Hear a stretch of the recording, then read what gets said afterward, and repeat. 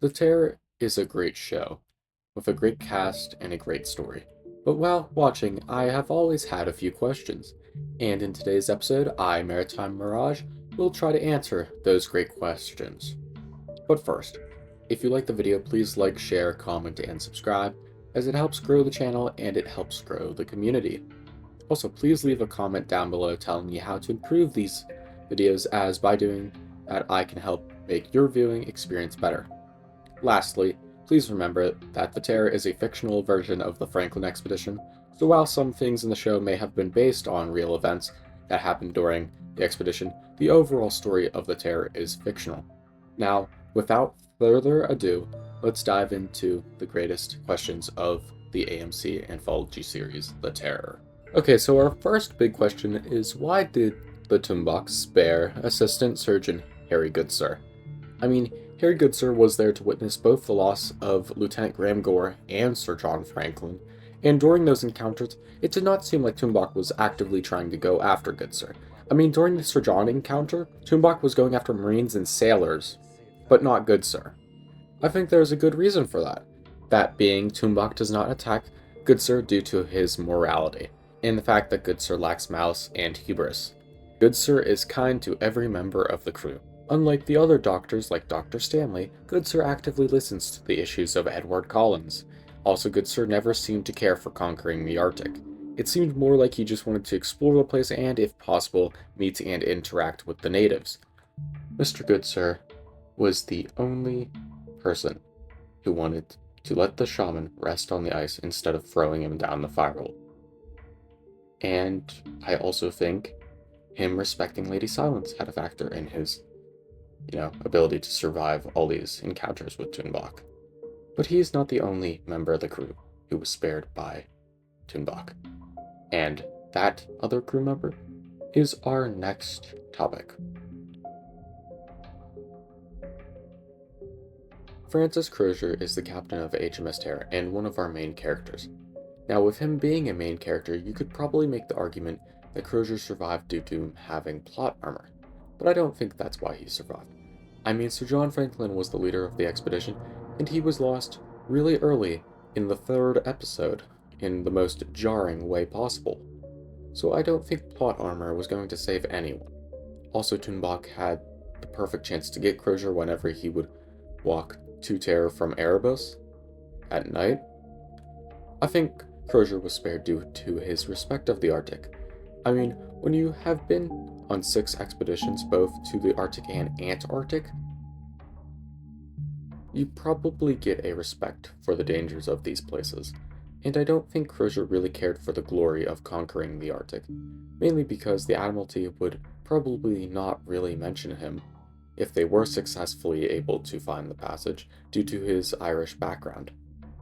So, with that big factor, why would he care about conquering the Arctic?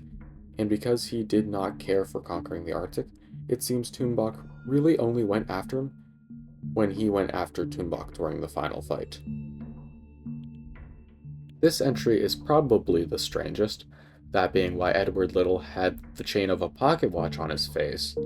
Now, this is based on a real thing that happened where an Inuit woman and her son encountered a person with gold chains on his face. This is already a very odd thing to encounter, of this being the work of another crew member using him as a puppet to try to imitate a real human so they could fake being with another human to keep from being alone. But I don't think that's the case. I personally think that this was a desperate attempt to stay awake, due to the chain pulling at his face. My only real evidence for this is because, whenever you're trying to stay awake by pinching yourself, I think this was a more complex version of that, but I really have no idea about anything on this one. So yeah, I guess we should go on to our next question. This is another interesting question I had when watching The Terror. Why did they need to bring a Congreve rocket on a journey to the Back River and in an Arctic expedition in general?